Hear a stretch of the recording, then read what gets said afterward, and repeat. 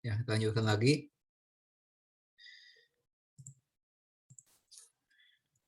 Ini bukan P dikali Q, tapi T dikali Q ya. Nah, tadi kan pemerintah mengenakan pajaknya kan Rp6 per unit kan. Ya. Nah, dikali ya. Setelah pajak itu berapa banyak barang yang dibeli? 2.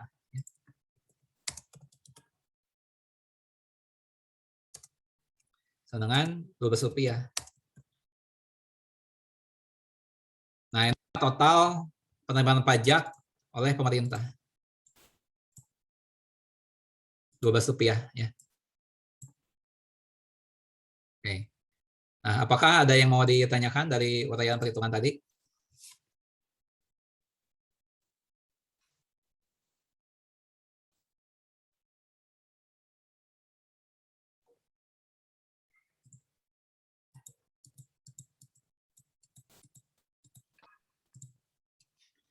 Ya. Apakah ada yang ditanyakan?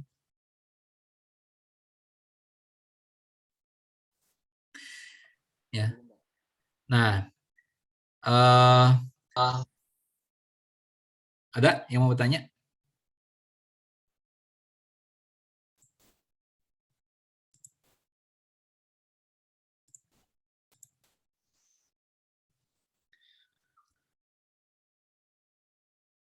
Nah, ini di slide juga ada ya contohnya. Ya, ini caranya sama aja ya, caranya sama aja dengan yang tadi saya uraikan. Ya, nah, selain pajak, pemerintah juga bisa memberikan subsidi. Nah, kalau subsidi nanti dampaknya kebalikannya. Tadi kan apa namanya itu ketika pajak dikenakan, ya kurva penawaran naik, ya. Nah, kurva penawaran naik, harga barang di pasar jadi meningkat, ya. Kuantitas yang dibeli makin sedikit. Ya, nah nanti dampaknya subsidi, ya. Berarti pemerintah ikut bayar itu barang yang dibeli oleh konsumen. Ya nanti akibatnya harga turun di pasar. Kemudian kuantitasnya yang dibeli jadi meningkat, ya. Itu sisa kebalikannya aja, ya. Nah, kalau tadi kan di persamaan ininya, di persamaan setelah pajaknya ini, nah ini kan, nah ini kan ditambah T. Nah, kalau ada subsidi, ya bukan ditambah T, ya, tapi dikurangi Z, ya. Z-nya itu subsidinya itu berapa, ya. Kalau misalnya ada subsidi, berarti nanti dikurangi Z. Z-nya itu subsidinya itu berapa, ya. Kayak gitu. Prinsip pengerjaannya sama aja. Ya. Nah, ada yang tanyakan? Oke, ya. Sekarang kita lanjutkan ke materi berikutnya adalah, kalau kalian lihat di SIPS, ada juga materi mengenai harga mutlak, ya. Fungsi harga mutlak. Ya, saya kira ini kalian pernah dapat waktu SMA, ya. Tapi kita ulang sedikit, ya, supaya kalian lebih paham konsepnya seperti apa, ya. Nah, sekarang misalnya gini, ya, harga mutlak dari min 3 itu waktu kalian apa namanya itu pelajari waktu SMA, ini jawabannya berapa? 3, Pak. 3, ya. Nah, coba nanti di sini memunculkan pertanyaan mengapa.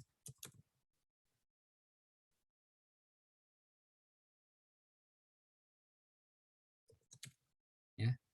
Nah, demikian juga nanti misalnya ada harga mutlak dari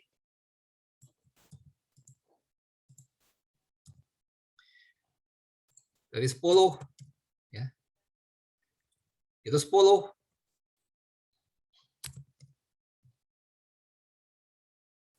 Nah, mengapa? Ya. Juga nanti ada harga mutlak dari 0 misalnya.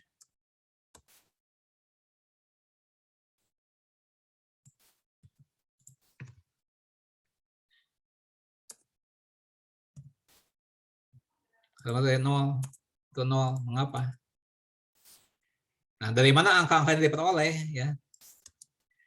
Nah, itu karena ya. Nah, mengapa seperti itu jawabannya? Ya, itu karena ya, definisi. Ya, definisi harga mutlak itu sendiri.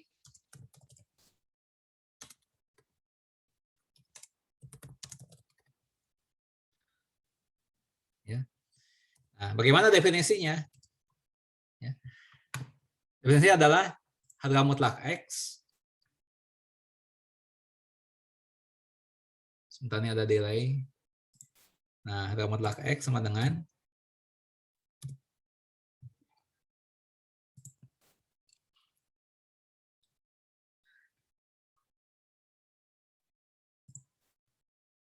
ya.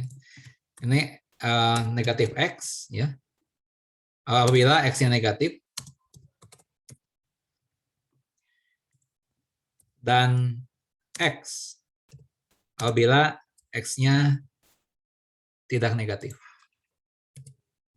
Ya. Di mana di sini X-nya ini itu adalah sembarang bilangan nyata. Sembarang bilangan nyata. Nah, seperti itu. Ya. Nah, sebagai contoh, ya dapat dari mana nih harga mutlak min 3 sama dengan 3? Ya. Nah, ini dapat dari mana nih?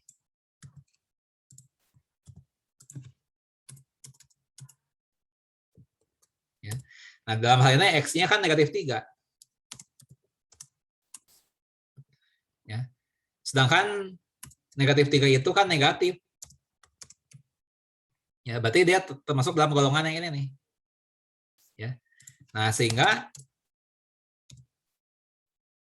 ya, harga mutlak dari X ya, itu adalah negatif 3. Tuh, ya, jadi dari sini nih. Nah, ini dari sini. Ya. X-nya negatif 3. Jadi X-nya diganti negatif 3. Jadi negatif 3. Ya. Lawannya negatif 3 adalah 3. Ya. Sehingga diperoleh jawaban 3 ini. Ya. Nah, jadi secara konsepnya seperti itu. Ya. Demikian juga kalau ini nih. Nah, ini. Ya. Nah, dalam hal ini X-nya bernilai 10. Ya. Nah, sedangkan 10 itu kan tidak negatif. Ya. 10 tidak negatif. Nah, sehingga yang berlaku ya, itu adalah bagian yang sebelah sini yang berlaku. Nah, ini ya.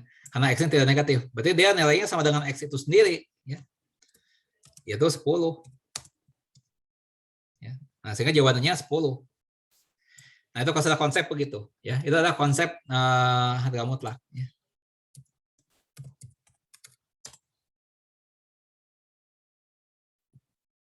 Nah, gitu ya. Min X.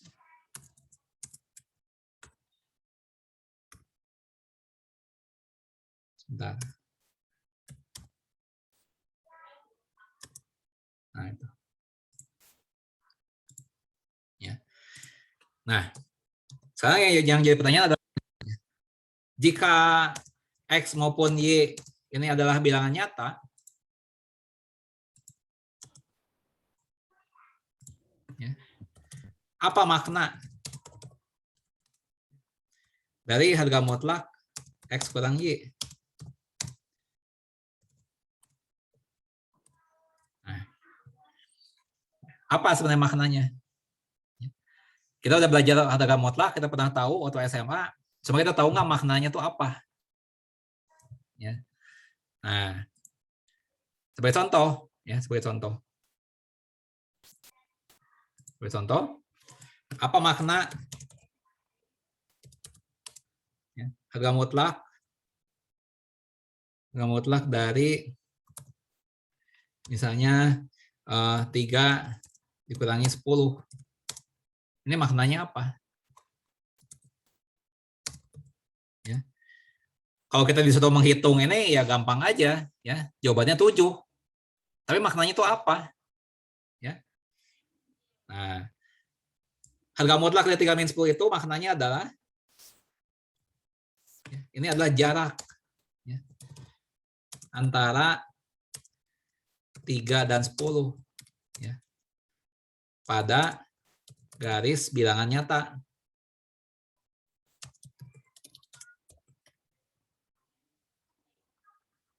Nah, ya. Titik 3 dan titik 10 itu jaraknya 7 ya, pada garis bilangan ya. Kalau kita lihat gambar ini ya. Nah, misalnya titik 3 dan titik 7 ya. Misalnya 3 dan 7 ya. Nah, ini 3 sebelah sini, 7 sebelah sini. Nah, jaraknya ini 7 ya, yaitu harga mutlak 3 kurang 10. Maaf. Tadi 10, 3 dan 10 kan jaraknya, maaf. 3 dan 10. Bukan 3 dan 7, 3 dan 10. Nah, ini ya. 3 dan 10 ini jaraknya 7. Nah, ini. Ya. Ada yang menanyakan mengenai makna dari harga mutlak? Ya. Nah, kalau ini gimana nih? Tadi kan makna harga mutlak 3 min 10 itu maknanya adalah jarak antara 3 dan 10. Nah, sekarang kalau maknanya ini gimana? Apa makna ya? Misalnya 4 harga mutlak 4. Ini maknanya apa? Ya. Nah, tentu saja ini adalah jarak antara 4 dengan 0 ya, pada garis bilangan nyata.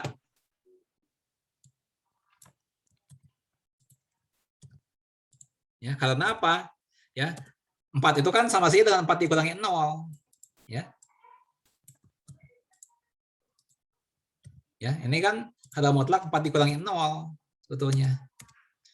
Nah, ini kan jarak antara 4 dan 0 pada garis bilangan. Nah, itu adalah maknanya.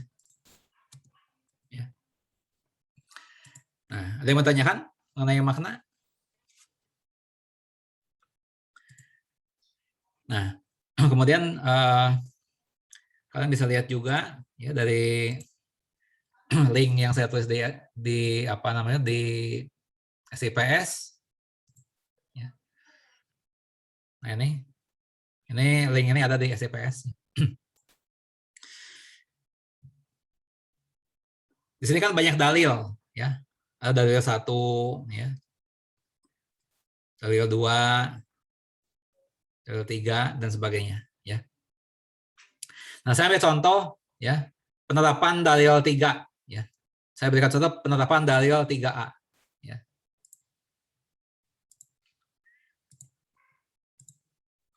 Ya, ini contoh,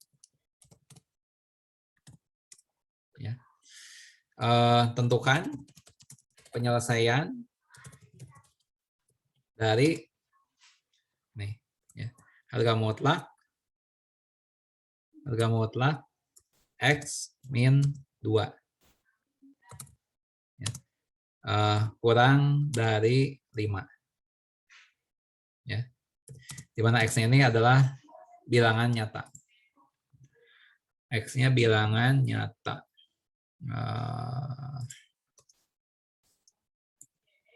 Nih ya, jawab.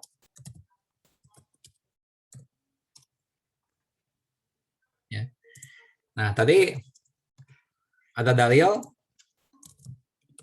ya, yang mengatakan bahwa harga mutlak X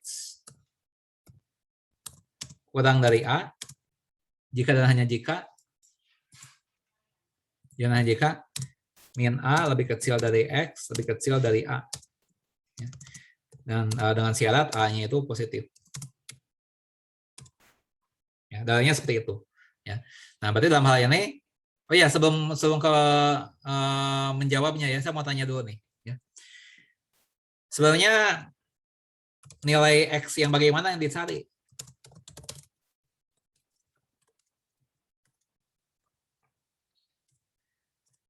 Ya, kalau kita melihat persamaan ini, ya ketidaksamaan ini, ya, coba kita fokus ke ketidaksamaan ini. Ya. Fokus ke sini.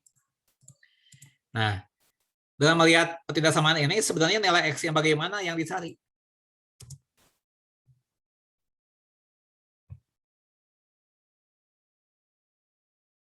Nilai X yang bagaimana yang dicari? Kalau dihubungkan Yang kurang dari 5. coba dihubungkan dengan konsep jarak. Tadi kan sudah dibahas mengenai jarak ini ya. Nah, saya udah dibahas mengenai konsep jarak. Nah, sekarang kalau ini dihubungkan dengan konsep jarak, ini yang dicari nilai X yang bagaimana? Kurang dari 5, Pak. Yang dicari adalah nilai X yang Kurang dari 5. bukan nilai X yang kurang dari 5, tapi yang jaraknya terhadap 2 ya, itu kurang dari 5. Ya, kan harga mutlak X min 2 kan artinya adalah jarak X terhadap 2. Ya. Jarak X terhadap 2 kurang dari 5. Ya. Jadi yang kurang dari 5 itu bukan X-nya, tapi jaraknya terhadap 2. Ya. Itu. Nah, jadi itu adalah makna dari soal ini. Ya. Nah, jadi itu bedanya ya matematika waktu SMA dan matematika sekarang. Ya. Ini kalian harus lebih tahu maknanya. Ya. Nah, ini sekarang soalnya seperti ini, ya. Berarti kalau kita ibaratkan, ya di sini A-nya 5. Ini 5 nih. Ya. Berarti ini min 5 lebih kecil dari X, lebih kecil dari 5. Ya. Dan di sini bukan X, di soal ini bukan X, tapi X min 2. Ya. Nah, berarti apa di sini? X min 2. Nah, ini. X min 2 ya nih di sini. Bukan X, tapi X min 2. Ya. Nah, jadi kita sekarang memperoleh ini nih. Ya. Nah, di sini ada 3 ruas, ya, ruas paling kiri, ruas yang di tengah, dan ruas yang paling kanan. Ya. Sekarang semua ruas ditambah 2. Hasilkan apa? Min 3 lebih kecil dari X, lebih kecil dari 7. Ya. Jadi penyelesaian dari apa namanya dari soal ini ya itu adalah seperti ini ya. Sebentar.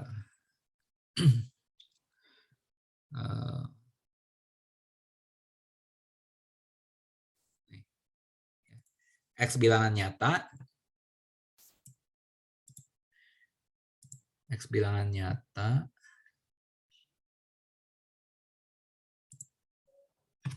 Ya. Sehingga min 3 lebih kecil dari X, lebih kecil dari 7. Ya.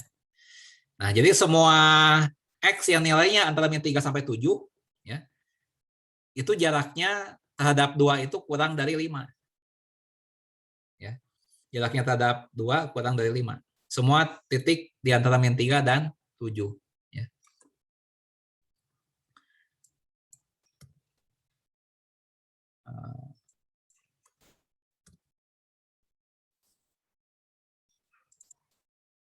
Itu. Ya. Nah, sampai sini apakah ada yang ditanyakan? Ya, ini contoh penerapan dari dalil-dalil itu ya yang ada di website tadi.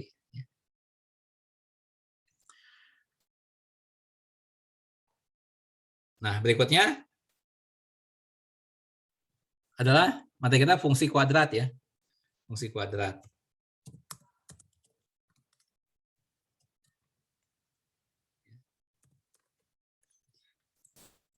Nah,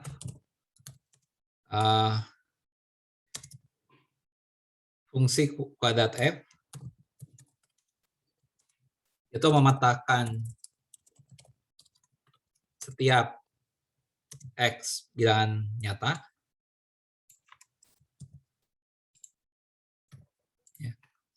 ke fx sama dengan ax kuadrat ditambah bx ditambah c. Di mana a-nya ini nilainya tidak nol.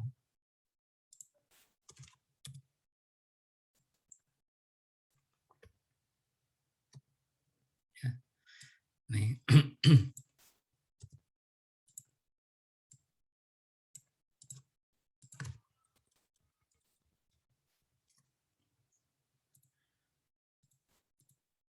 Ya. Fungsi kuadrat f itu memetakan setiap x anggota bilangan nyata ke fx sama dengan sekian, ya, dengan a-nya tidak sama dengan 0. Pertanyaannya adalah mengapa, ya, mengapa ditentukan atau ditetapkan a tidak 0? Mengapa demikian? Siapa yang mau coba jawab?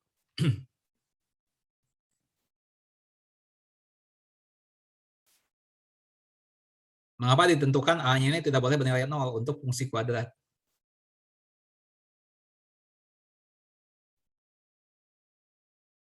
Ya. Apa akibatnya? Ya. Jika 0, ya, yang terbentuk adalah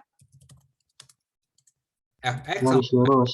Ya, betul. Siapa yang jawab tadi? Fadlan. Siapa? Fadlan.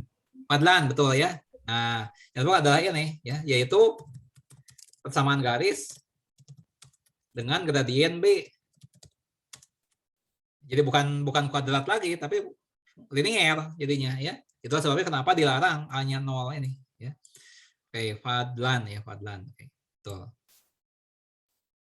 Ya. Fadlan dapat skor 3.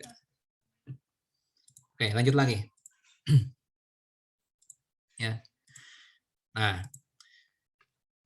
sekarang pengaruhnya A ini apa? Ya.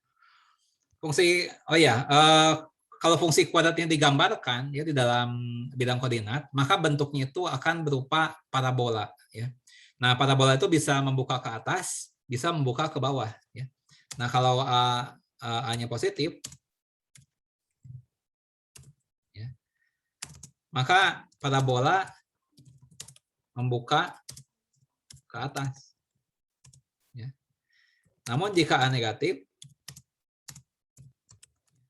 maka parabola membuka ke bawah. Ya. Nah, saya kira gambarnya bisa kalian lihat ya di website. Itu udah saya.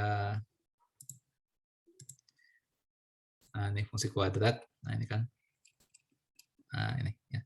Gambarnya berupa parabola. Nah, kalau misalnya A-nya positif, dia buka ke atas. Ini. Ya. Kalau apa namanya itu, A-nya negatif, parabolanya buka ke bawah. Ya.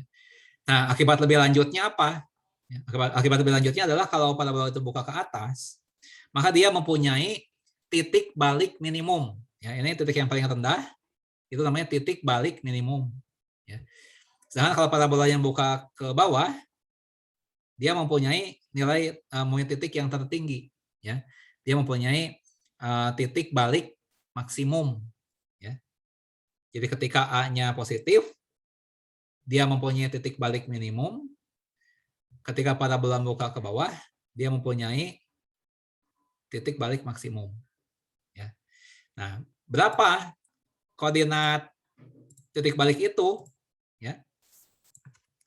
Nah, ini artinya parabola memiliki titik balik minimum. Ya. Sedangkan kalau parabolanya buka ke bawah, dia mempunyai titik balik maksimum. Ya. Nah, berapa sekarang koordinat titik balik tersebut? Nah, baik yang maksimum maupun yang minimum. Ya. Nah, koordinatnya adalah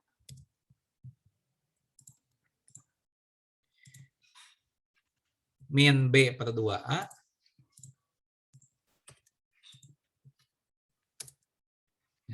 koma D per min 4A.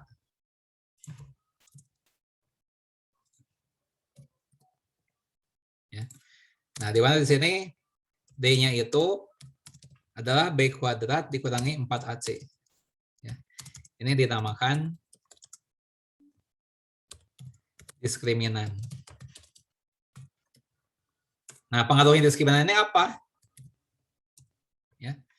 Nah, kalau diskriminannya positif, maka ya, parabola akan memotong sumbu X di 2 titik yang berlainan. Ya. Nah, kalau D-nya 0, ya, parabola itu akan menyinggung sumbu X, ya, di 1 titik. Menyinggung sumbu X, ya, yaitu berpotongan dengan sumbu X di 1 titik saja. Ya. Kalau diskriminanan negatif, ya, berarti parabola ya, tidak memotong sumbu X sama sekali.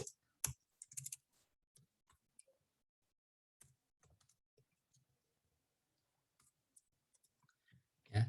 Nah, coba kita lihat gambar-gambarnya tadi. Ya. Kalau misalnya, nah ini, ya. Nah, kalau diskriminanan negatif, ya, dia tidak memotong sumbu X sama sekali, dia mengambang begini, ya, atau tenggelam. Nah, kalau diskriminannya 0, dia menyinggung saja nih, menyinggung sumbu X di 1 titik. Ya. Kalau positif, dia memotong sumbu X di 2 titik. Seperti itu. Ya. Itu pengaruhnya diskriminan.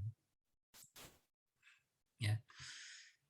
Nah, detailnya silakan kalian pelajari ya di SIPS. Memang kalau kuliah online sangat memerlukan kemauan atau keinginan dari mahasiswa itu untuk belajar secara mandiri, ya itu memang dituntut luar biasa dibandingkan dengan kuliah datang ke tempatnya. Nah, kita lanjutkan lagi. Nah, contoh penerapannya bagaimana? Sebenarnya banyak ya, tapi contoh aja dulu satu ya. Nah, contoh penerapan di bidang bisnis ekonomi ya, misalnya gini ya. Diketahui fungsi permintaan terhadap suatu barang ya sebagai berikut ya. Misalnya saja Q sama dengan ya 1000 min P atau min 4P. Tuh, ya misalnya seperti itu. Nah, berapa harga harus ditetapkan agar diperoleh total hasil penjualan besar mungkin.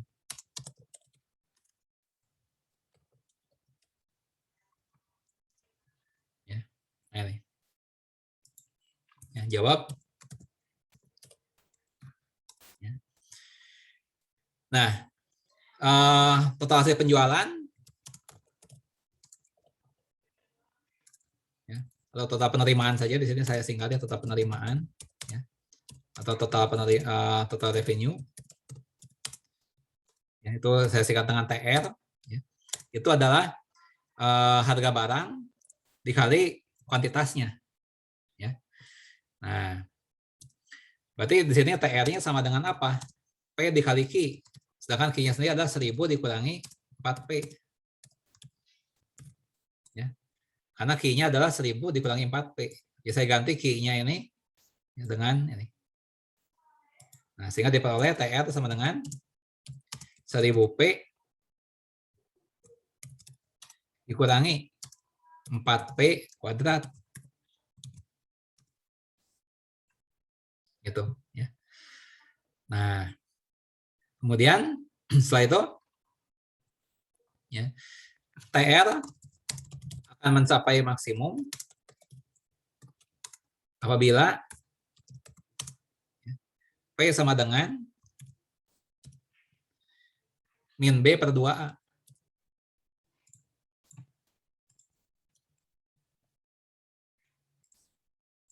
Ya.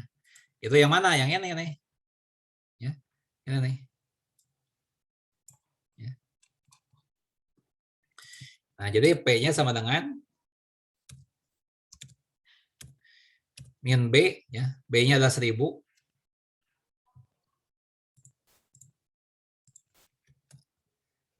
per 2 kali A. A-nya min 4. Ya. Itu 1000 dibagi 8. Ya. Itu 125. Ya. Ini kan dari sini diperoleh, ini kan sama saja dengan min 4 P kuadrat ditambah 1000 P. Ya. Berarti di sini A-nya min 4, B-nya 1000,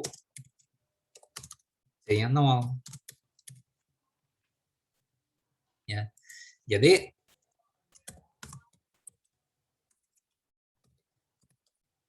agar diperoleh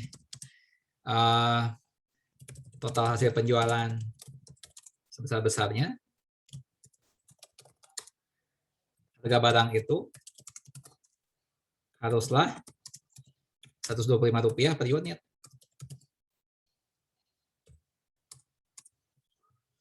Ya.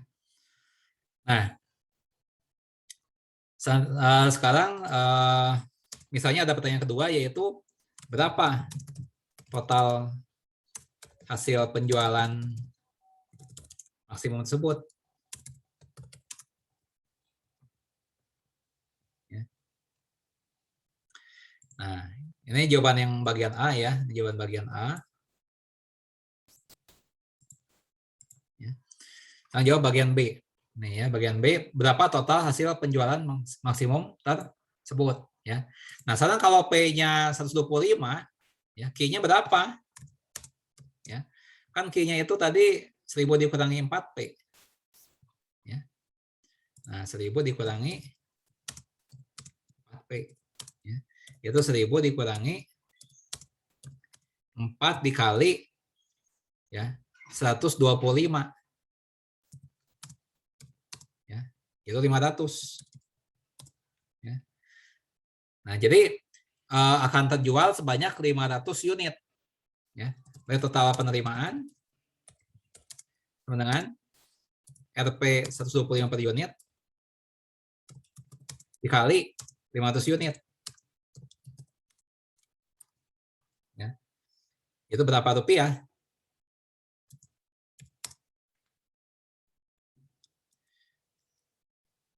Berapa rupiah?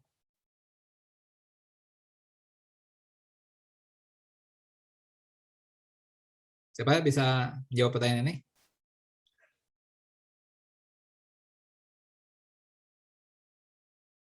Rp62.500, Pak. Dapat dari mana? 125 dikali 500, Pak. Ya, betul ya. 62500. Betul. Itu adalah total penerimaan ya, Rp62.500. Siapa tadi yang menjawab namanya? Sekar Arum, Pak. Siapa? Sekar Arum, Pak. Sekar Arum, ya betul ya. Arum mendapat skor 2.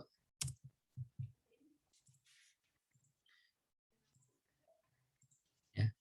Ada satu contoh penerapan ya. Nah, seandainya harganya itu lebih sedikit dari 125 atau kurang sedikit dari 125, maka nilai ini tidak akan sebesar ini. Ya. Total penerimaannya pasti akan berkurang. Jadi ini sudah betul-betul merupakan nilai yang optimal. Ya. Ini adalah nilai yang optimal. Nah, kalau kalian hitung ya D per min 4A, ini, kalau kalian hitung bagian ini, ya, maka akan diperoleh hasil yang sama. Ya. Adaptasi yang sama. Ya. D ini kan B kuadrat min 4AC. Ini kan udah tulis B kuadrat min 4AC. Nah ini kan. Nah, B kuadrat berarti B kuadratnya berarti berapa? 1000 pangkat 2 ya. 1000. Nah, B kuadrat dikurangi 4 dikali A-nya. A-nya min 4. Ya. Nah, tapi C-nya 0. Ya. Per min 4 dikali A. A-nya min 4. Ya. Maka akan diperoleh juga jawaban yang sama, yaitu 62.500. Ya. Itu. Ya. Nah, sebelum kita akhiri, coba kita foto dulu sebentar. Ya. Mohon aktifkan kameranya, saya akan screenshot 2 kali ya. Nah, saya hitung sampai 7. Yang pertama, 1, 2, 3, 4, 5, 6, 7. Satu kali lagi, saya hitung sampai 5.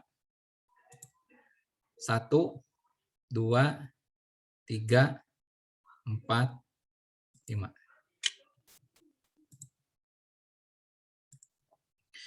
Oke, kalau kalian masih punya pertanyaan ya silahkan diajukan di grup WhatsApp. Ya, itu bisa kita bahas nanti minggu depan di Zoom meeting. Ya, tolong dipelajari semua materi itu. Ya,